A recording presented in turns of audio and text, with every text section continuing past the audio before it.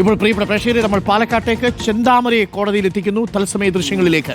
അല്പസമയത്തിനുള്ളിൽ ചെന്താമരയ്ക്ക് എന്താണ് ശിക്ഷയെന്ന് കോടതി വിധിക്കും. 11 മണിക്ക് തന്നെ കോടതി വിധിയുണ്ടാകുമെന്ന് നമ്മൾ പ്രതീക്ഷിക്കുന്നു.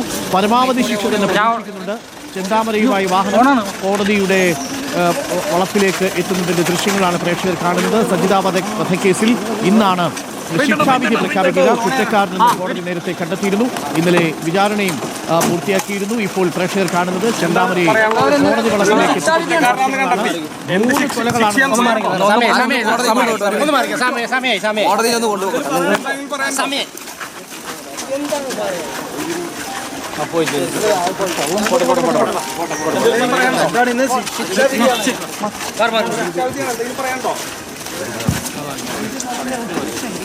ഒന്നും മിണ്ടുന്നില്ല ചെന്താമര. നേരത്തെ ചെന്താമര ഭീഷണിയൊക്കെ മുഴക്കിയിരുന്നു. പക്ഷെ അതിനുശേഷം ജയിലിൽ ചെന്ന് കഴിഞ്ഞതിന് ശേഷം എന്തോ സംഭവിച്ചിട്ടുണ്ട്. ഒന്നും മിണ്ടുന്നില്ല. ഇപ്പോൾ ചെന്താമരയെ കോടതിയിലേക്ക് കൊണ്ടുവന്നിരിക്കുകയാണ്. ഇക്ബാലുണ്ട്. ഇക്ബാൽ, ചെന്താമര പ്രതികരിച്ചിട്ടില്ല. അല്പസമയത്തിനകം വിധി പറയും. കുറ്റക്കാരനെന്ന് കണ്ടെത്തിയിരുന്നു.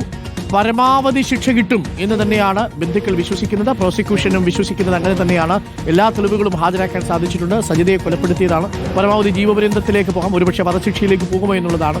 അപൂർവങ്ങളിൽ അപൂർവങ്ങളായ കൊല, എല്ലാവരും കാണെ വെട്ടിക്കൊലപ്പെടുത്തിയതാണ് എന്നുള്ളതാണ്. മാത്രവുമല്ല, അതിനെ തുടർന്ന് 2 കൊലപാതകങ്ങൾ നടത്തി. ആ കേസിൽ ഇനി വിധി വരാനിരിക്കുന്നതേയുള്ളൂ.